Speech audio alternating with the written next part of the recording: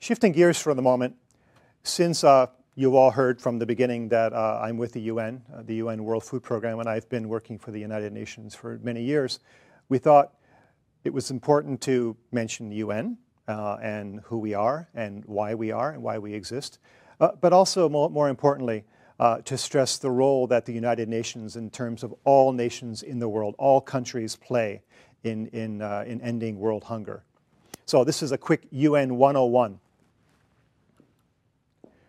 So the UN, we were founded in 1945 after World War II to replace the defunct League of Nations that had been founded after World War I. After World War I, of course, World War II came, and the view was that the League of Nations was a good idea, but it had not lived up to the expectations, and that perhaps if it was rethought, that we would then next have a League of, from the League of Nations, it would be a United Nations to ensure peace between nations, and also to, more importantly, and in particular, provide a platform for international dialogue.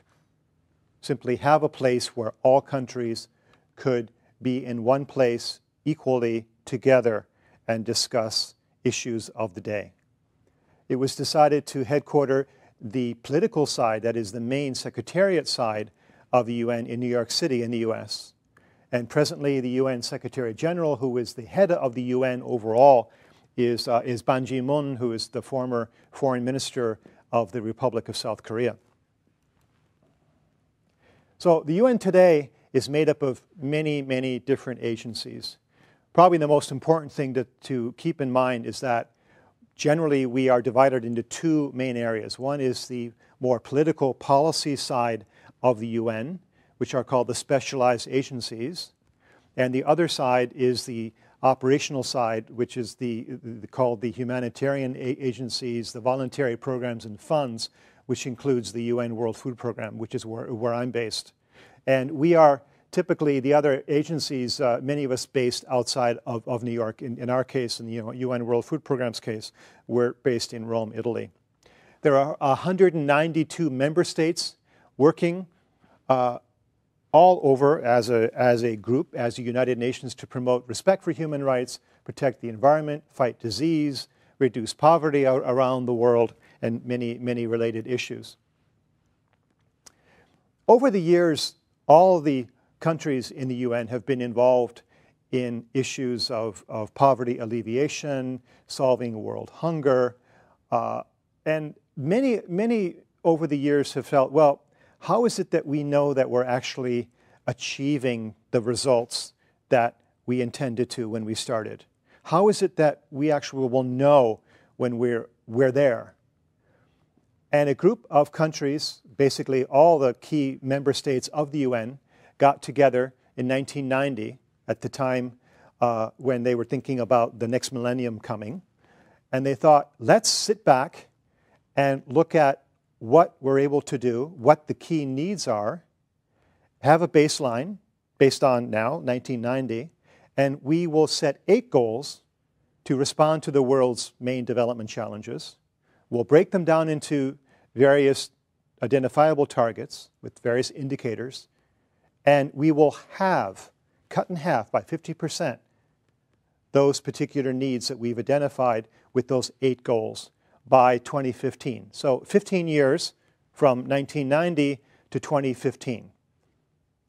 And these were called the UN Millennium Development Goals. The idea being that by the time we get to 2015, by country, we will know if we have been able to achieve these key goals. And note the first one is eradicate extreme poverty and hunger. Now, the reason that's number 1 is you can see as you look at the rest of these that unless number 1 is achieved, it will be difficult to achieve the rest. So they sort of flow in sequence. And the other issue to keep in mind is that this is a percentage. So the idea of eradicating extreme hunger and poverty in a country or in the world, that's a percentage. So half of those suffering from extreme poverty and hunger. This is not the actual numbers. So many countries, for example, with Goal 1, are achieving the overall percentage of those living in extreme poverty and hunger, but the absolute numbers may have increased. So Bangladesh would be an example of that. Then goal 2, achieving universal primary education, etc. So these are the main 8. The idea being is that we want to have between 1990 and 2015 the proportion of people whose income is less than $1 a day. So that's the bottom billion that I talked about earlier. Those who are living on $1 a day and who are spending 70 cents of that dollar on their food needs for that day, primarily women and children again. Our concern right now, today, as we speak, is that with higher food prices, this may push another 100 million people deeper into poverty from the 925 million that we already have today. Plus, the effects of climate change are another aspect of this that we expect is going to add many more people onto this number between now and 2015. And of course, conflict, the fact that we've had increased conflict around the world today, leaves many displaced and impoverished. So, in terms of eradicating extreme poverty and hunger, this is goal 1. The second target is achieving full and productive employment, decent work for all, women, including women and young people. And for many, many of those most affected, among the bottom billion around the world, full employment remains a very distant possibility.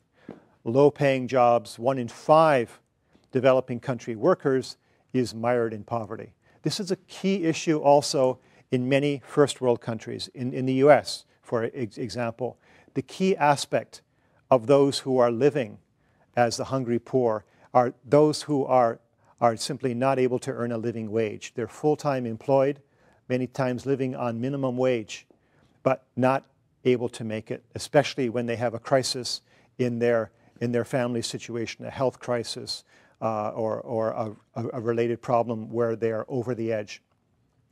And half of the world's workforce then toil in unstable, insecure, seasonal jobs that are not long-term career options for them. And then target 3 is to have, between 90 and 2015, the proportion of people who suffer from hunger. And that's simply the access to food issue again. And as I mentioned, with rising food prices, we're concerned that the limited gains that have been achieved in alleviating child hunger in particular is going to be affected.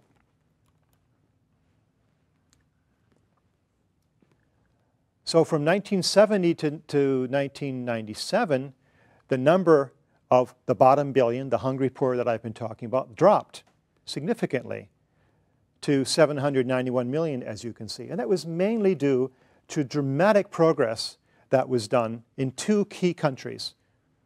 And this is the good news and the bad news. And that the good news is this progress was made. The bad news is it was 2 countries. It's because by far the largest percentage of the bottom billion are living in these 2 countries, China and India.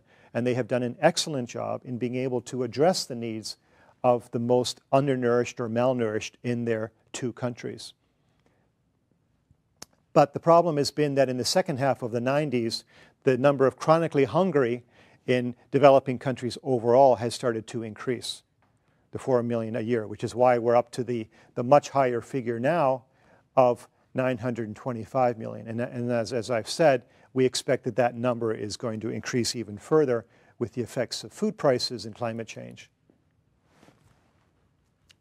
This is a picture of Eleanor Roosevelt, who was the First Lady of the US during the time of Franklin Delano Roosevelt, who was president for 3 terms in the 1930s and 40s.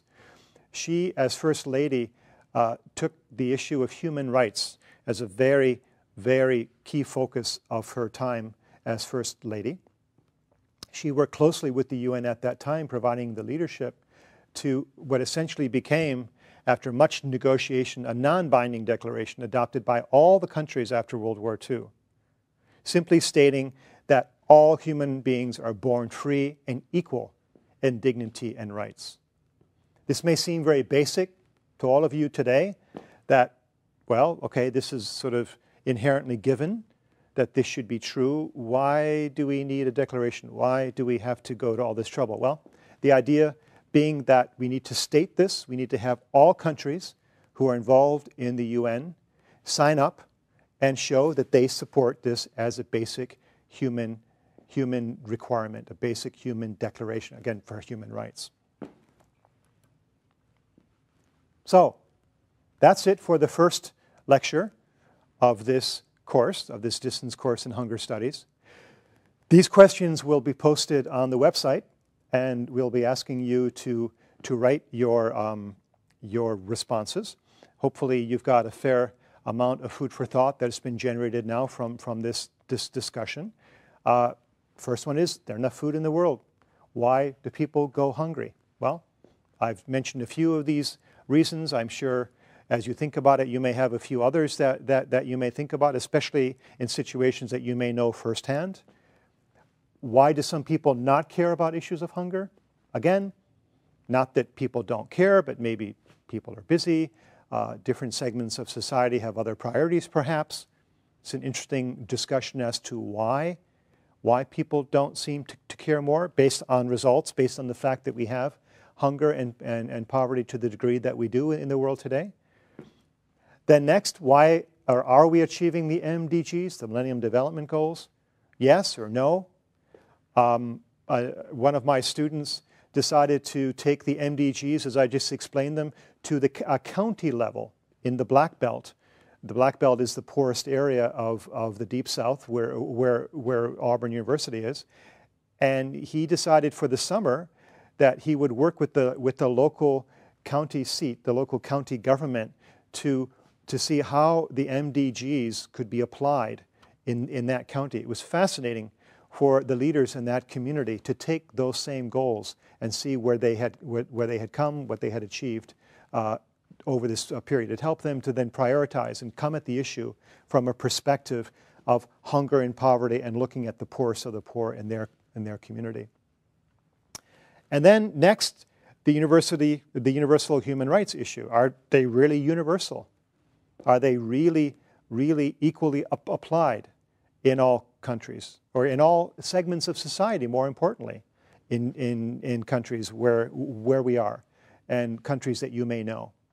So these are the discussion questions, and we will be coming back to those. Lastly, as we've said, there will be a number of writing assignments in this course. We will be asking that you give us your own thoughts, your own ideas. You will find in the issue of hunger and poverty, as we're discussing it and covering the issues in this class, that there's generally no right and wrong answer. This is a question of perspective, public policy options. There's really no right and wrong, and it's not really black and white. So we're interested in your analysis, your thoughts, your views, and we want it to be yours. And since we're going to be grading you on this, we're going to ask you to do a plagiarism exercise, because we don't want the thoughts and analysis of somebody else. We want yours. And in the days of the internet now, where so much information is available on the web, we feel it's useful for you to understand exactly how plagiarism is considered and how you use quotes, how you can explain the views of other people, views that you may subscribe to yourself. I'm not saying that you can't use those, but there are ways of explaining those views that means that you're not plagiarizing, in the sense you're not using them. So we're asking you to go through that exercise, and that will be an assignment that you'll find on the website.